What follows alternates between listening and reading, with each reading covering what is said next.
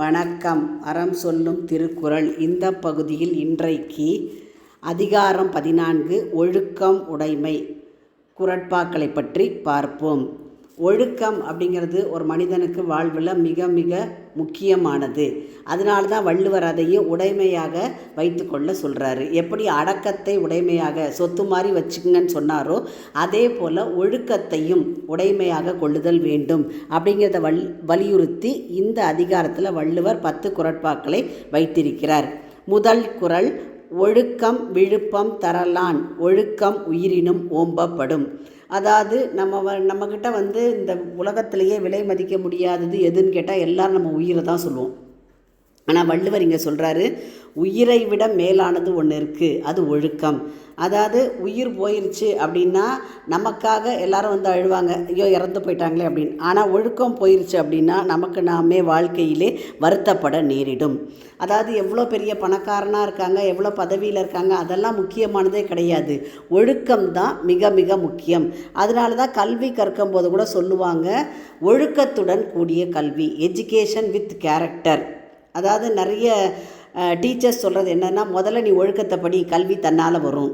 அப்போ டிசிப்ளின் அது இருக்கணும் அப்படிங்கிறது தான் எல்லாருமே வலியுறுத்தி சொல்கிறாங்க. அதையே தான் வள்ளுவர் இங்கே என்ன சொல்கிறாரு, ஒழுக்கம் விழுப்பம் தரலான். விழுப்பம்னா மேன்மை. ஒரு மனுஷனுக்கு வாழ்க்கையிலே மேன்மையை தரக்கூடியது ஒழுக்கம். அதான் பணம் காசு இருக்கா அப்படிங்கிறத யாருமே, இப்போ நம்ம என்ன சொல்கிறோம், இன்றைக்கி என்ன சாப்பிட்டீங்க அப்படின்னு கேட்டால் நம்ம பிரியாணி சாப்பிட்டோம் அல்லது நாங்கள் இங்கே போய் ஒரு 5 ஸ்டார் ஹோட்டலில் இவ்வளோ சாப்பிட்டோன்னா யாருமே நம்மளுடைய வயிற்றை ஓப்பன் பண்ணி பார்க்க போகிறது கிடையாது. அப்போ நம்ம என்ன சாப்பிட்டோம் அப்படிங்கிறத, பழைய சாதமாக இருந்தால் கூட அதை அப்படியே சொல்லலாம், நம்ம என்ன சாப்பிட்டோங்கிறத யாரும் பார்க்குறதில்ல. ஆனால் நம்மளுடைய ஒழுக்கம் அப்படிங்கிறது இந்த சமுதாயத்தில் எல்லாருக்கும் கண்கூடாக தெரியக்கூடிய ஒரு விஷயம். அப்போ மனிதன் என்ன செய்யணும்னா, ஒழுக்கத்தை உயிரை விட மேலானதாக கருதணுங்கிறார் வள்ளுவர். இந்த உலகத்தில் உயிரை காட்டிலும் மேலானது ஒன்றும் இல்லை அப்படின்னு மனிதர்களாகி நாமெல்லாம் நினச்சிக்கிறோம். ஆனால் வள்ளுவர் சொல்கிறாரு, உயிரை விட மேலானது ஒன்று இருக்குது அப்படின்னா அது ஒழுக்கம். தனி மனித ஒழுக்கம் கட்டாயம் தேவை. அப்போ இந்த ஒழுக்கமானது வாழ்க்கையிலே எல்லா சிறப்பையும் தரக்கூடிய காரணத்தால் ஒழுக்கம் உயிரினும் ஓம்பப்படும், உயிரை விட மேலாக கருதப்படும்.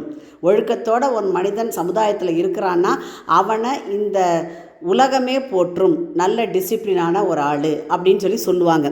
அந்த மாதிரி இருக்கிறவங்களுக்கு என்னென்னா, வாழ்க்கையிலே புகழ் கட்டாயம் ஒழுக்கத்தால் உண்டாகும். பணக்காசை வச்சு புகழ் வர்றதை விட ஒழுக்கத்தால் மேம்பட்டவர்கள் நிறைய பேர் இந்த உலகத்தில் உண்டு.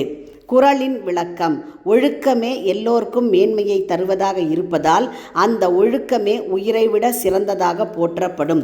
மீண்டும் குறள், ஒழுக்கம் விழுப்பம் தரலான் ஒழுக்கம் உயிரினும் ஓம்பப்படும். உங்கள் இல்ல குழந்தைகளின் மனதிலே தினம் ஒரு திருக்குறள் பதிய எங்கள் சேனலை சப்ஸ்கிரைப் பண்ணுங்கள். லைக் பண்ணுங்கள், ஷேர் பண்ணுங்கள், கமெண்ட் பண்ணுங்கள், சப்ஸ்கிரைப் பண்ணுங்கள். நன்றி.